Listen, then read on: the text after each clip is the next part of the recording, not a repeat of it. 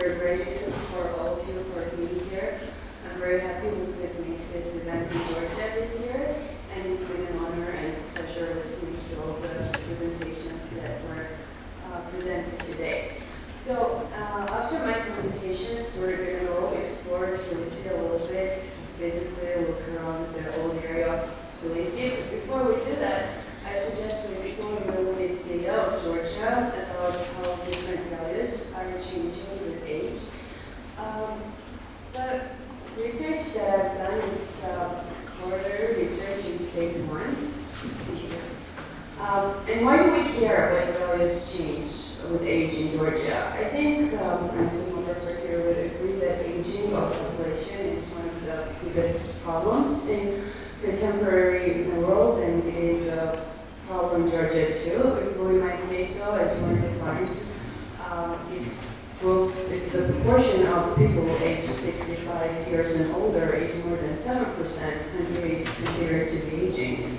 And in Georgia, we have 15% of population 65 years and older. So we're aging population, which suggests that we have demographic shifts in the age. So with changes in age composition, it is interesting to know what values are the ones that change most. So I've done a simple correlational analysis about different questions and different values that were given in the EVS. The main analysis goes to 2017 data, the first release with 16 countries. And you notice here that we have outlined 5 values, and religion is not one of them, which is because, as some of you mentioned during your presentation, Georgia was quite an outlier where religion-related questions don't change that much with age. So in the presentation I'm going to give today, I'm only going to show those questions which were actually changing with age, and we had significant correlations. So as already mentioned, the main data that was investigated is EVS first release with 16 countries, but also for comparison purposes I used previous waves, some worldwide data, some data from Georgian census and exit polls. First of all, when asked how interested are you in politics, we see that there is very small, very in magnitude, it is very weak correlation. But still, the older people are in Georgia, the more likely they are to be interested in politics. So the next questions probably don't come as a surprise that when asked about voting in elections on both local and national levels, older people are again yet more likely to say that they are voting and taking part in elections.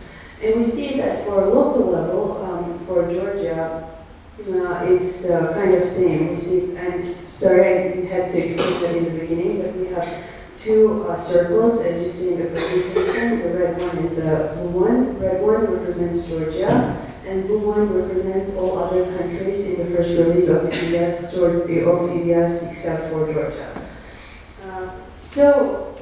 We're saying that the more older people are more likely to go to elections, and I wanted to test if in reality that is true in Georgia.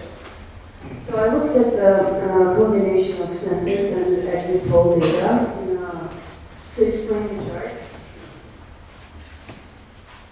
Okay, here we go. So this is census data, and this is just the ratio of the population in these age groups. This is data of what percentage of this age group people went to local elections 2017. This is exit poll data. And this is what percentage of in different age groups went to national elections. As you see, local elections and national elections, they are quite similar figures that we see. And that is also proved by EVS data plus correlation for Georgia between going to national elections and local elections is very high. So 92%. Sorry, it's 0.92. Now, if we look at the ratio, we see, let's look just at the first column here and the middle column here. Census tells us that from this age groups, 18 to 24, there are 12% in Georgian population. But when we look what proportion goes to elections, we see 9%, so less when there is a census. Now, when we look at people aged 55 through 64, we see that actually more people go to elections. So basically, we can say from the exit poll data that we have that what correlations have suggested and what people have claimed and told us in the EVS survey is real. They tend to, the older they are, the more they tend to go to national and local elections. Moving to work, when asked, work is a duty towards society. Now, older people are more likely to believe that it is so, and also they're more likely to believe that work always comes first. And I also just looked at the frequency analysis of work is a duty towards society to see if it is something that has to do with Soviet thing, and outlined the ex-Soviet countries here are given in red. And as you see, even though in Georgia, 82% of population believes that work is a duty towards society. In other ex-Soviet countries in the first release, like Belarus, Russia, Armenia, people don't as much as in Georgia believe that work is duty towards society. If we look at Armenia, it is 36% of population having this opinion. Moving on to family values. When asked if duty towards it is a duty towards society to have children, we are also observing positive correlation. So people who are older are more likely to believe that it is the duty towards society to have children. But you will notice that in Georgia actually there is much stronger correlation compared to other countries in Europe that were in the first release. Yeah, and let's look at this graph because I mentioned population aging. In this context, I think this question is even more interesting and important. In the graph below, let me explain what means what. So we can see here in blue, it's given 2017. In 2017, what percentage of population agreed with the statement that it is a duty towards society to have children. In red, there is data from 2008, and here this line, it shows the percentage of population over 65 in the respective countries. So there are two interesting things to look at here. First is that while in most of the countries presented here, the attitude towards having children has increased, so nations are more likely to think that it is duty towards society to have children. In some countries, it's not the case. Like we see, Armenia is an outlier here. Less people think similarly. And also, all the countries in the first EVS release are aging countries. So, but even so, if in Bulgaria, 80% believe that it is duty towards society to have children, in Netherlands, where aging is pretty high, it's 19%. Only 5 people think the same, and the data holds from 2008 and in 2017 as well. Okay, next one is well-being. So when asked, taking all these together, how happy are you? In Georgia, we find a negative correlation, which is that with which is the older one gets, the less happy one is. And in literature, and mostly in American research, I would say we find the U-shaped curve for happiness, which says that after 30s or 40s, the happiness starts going down, and then again it peaks after 50s and goes up. But when I looked at data of EVS, I couldn't really see the U-shaped curve, and I'm presenting the 4 years here, and we see pretty much downward slope in most of these years. The slight outlier is 1990, where we see kind of stable line after 35 years, but generally it is downward slope, so the older person is, the less they feel that they are happy. And of course, I think this does not surprise any of us. The older people are, the less healthy they feel these days. And this is even stronger correlation in Georgia than in other European countries, which might have to do with the social and economic state of Georgia. And finally, going to talk about society, when asked if people do not justify, when asked if they justify soft drugs, we find that with positive correlation. So the older people are, the more they do not justify taking soft drugs.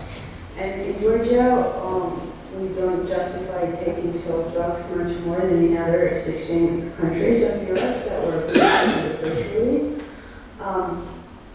But the correlation coefficient, of course, is very weak, and this graph also represents that there is not much variation with age and relation of taking soft drugs.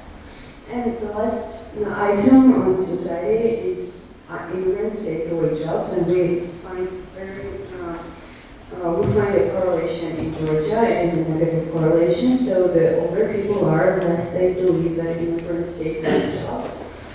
Probably, I think the explanation could be that older people are outside of workforce. Many are retired after 65, 60, so they are not the ones who are fighting the, so to say, fight for the jobs, and these problems are not as actual to them as for a younger generation. Thank you very much.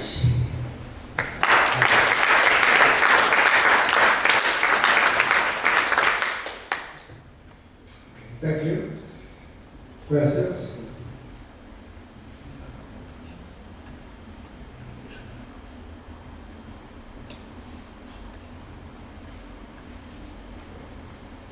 Yes. Okay, got it. Thank you for your presentation. I have only one comment, which is a follow-up of a comment of a presentation. There are some indicators that you show that do not have a linear trend over age. So I think that the linear correlation is not the best. Yeah, I use Spearman draw actually. But other indexes probably also old school, like Carter tree or something like it could be more useful to compare between the pure of the journey.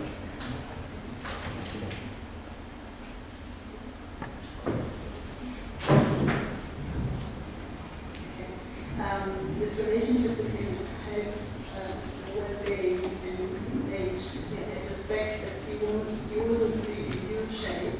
Also, in other happiness. That's happiness. Yes, well-being. Sorry. Also, in other post-socialist countries, because you do see this huge shift in countries where they would healthcare and well-being pensions. Yes. This is certainly not the case. Pensions and post-socialist. That's why I mentioned it's mostly based on the American data research from the United States where they describe the U-shape. Otherwise, Yeah.